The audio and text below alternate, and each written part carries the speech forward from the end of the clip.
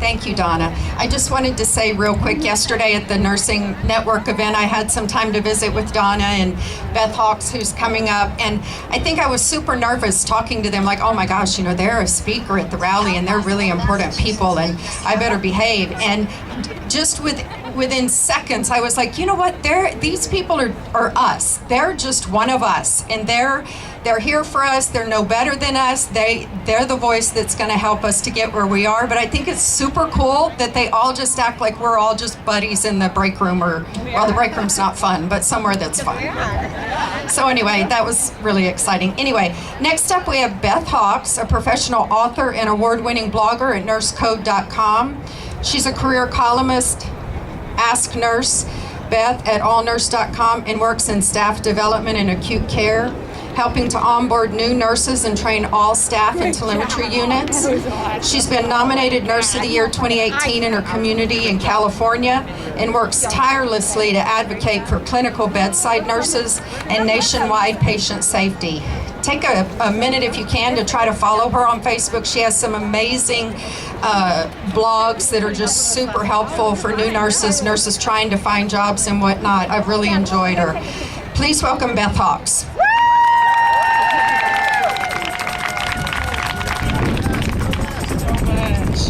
Hi there. I'm Nurse Beth from Bakersfield, California, and allnurses.com. I am proud to stand with you to work for national standards for nurse-patient ratios. Are you all with me? If you listen to some people and even some national nursing organizations, you would be led to believe that mandatory nurse-patient ratios are a bad idea. Hailing from California, I have 3 words for them. It's not true. In California, where mandatory nurse-patient ratios have been in place for 15 years, they are working extremely well. Yep, they are. I know. I've lived it and worked it. Before ratios, I had as many as 8 patients on tele. Today, a telenurse has 4.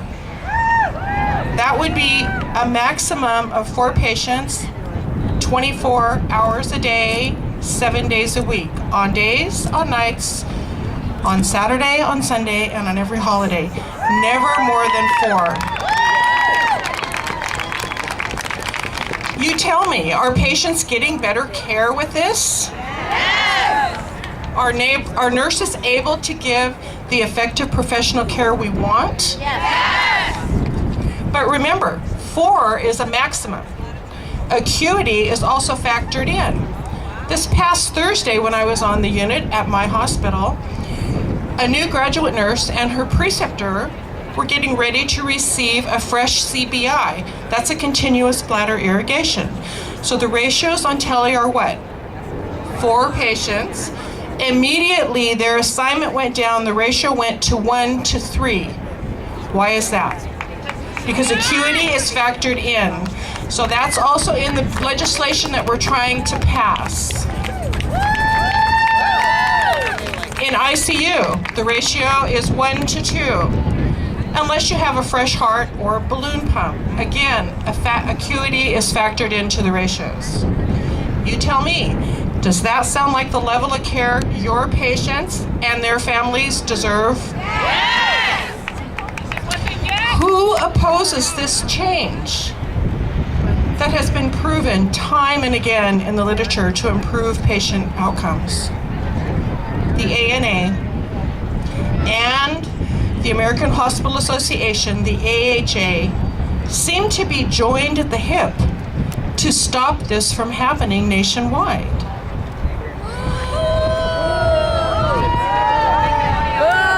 You tell me, is that a conflict of interest? Yes.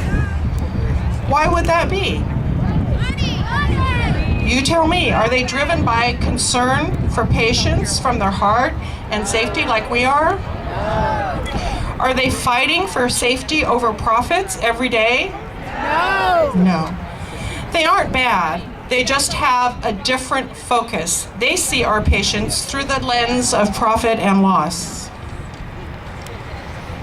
But we know that better patient care will reduce patient stays, reduce hospital-associated complications, reduce the number of readmissions.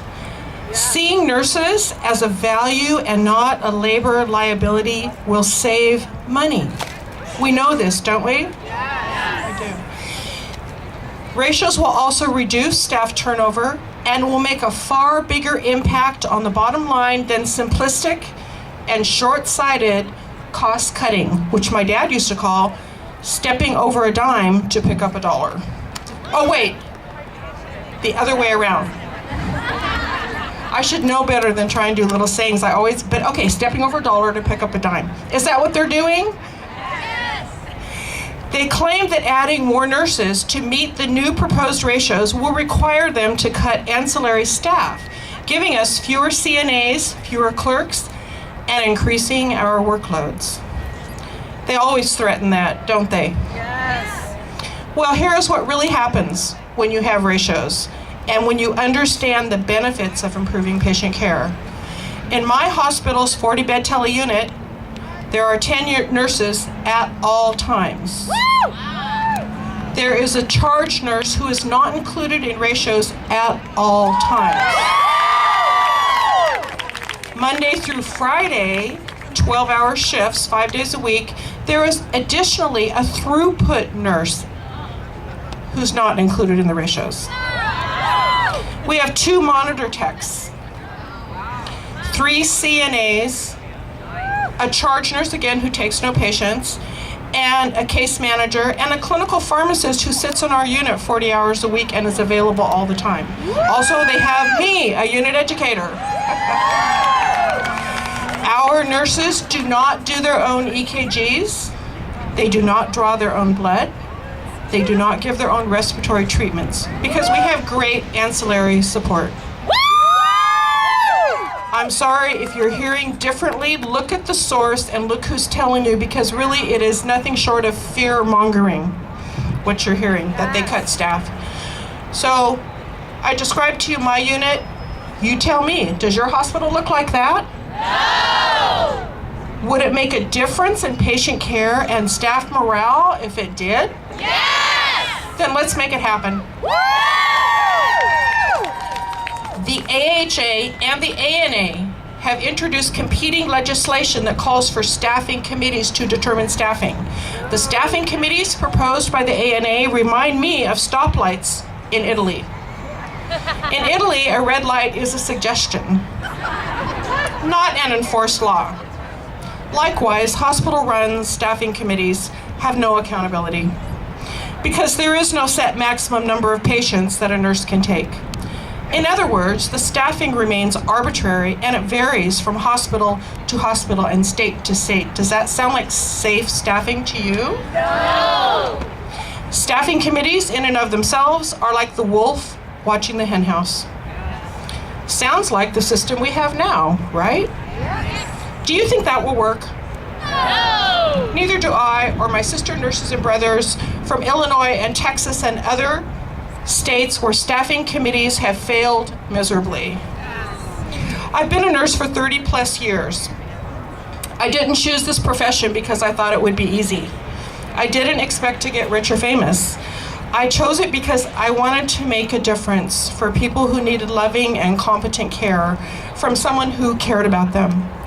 I was willing to work 12-hour shifts and go home exhausted and emotionally drained, to work nights and live with perpetual fatigue, and to work on weekends and holidays and miss time with my 3 children and family because I loved what I did. You tell me, does that sound like you? Then don't let this opportunity to improve our profession and allow us to better serve our patients pass us by. The time is now. We need to unite and work together to see that these 2 bills, Senate 1063 and HR 2392, become the law of the land. Join us, recruit your friends and colleagues. Tell them to contact their representative and senators and urge them to vote yes on Senate 1063 and HR 2392. Will you do that for all of us? Will you do that for our patients that look to us for help and comfort, and most of all, for safe passage? Will you do that for the wives and the husbands, the children, parents, and friends of your patients who trust you and your skills to care for them? Then let's do this together. Thank you.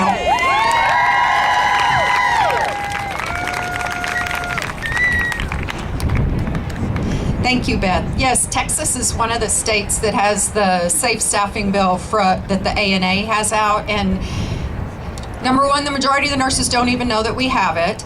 And it reads very well. It's kind of like a Cinderella story. It reads beautifully, but it's all fake. None of it is true. We had Randy Whitegarten on the schedule to speak today, and she had some traveling delays. So we'll move on to our next speaker. Keith Carlson is a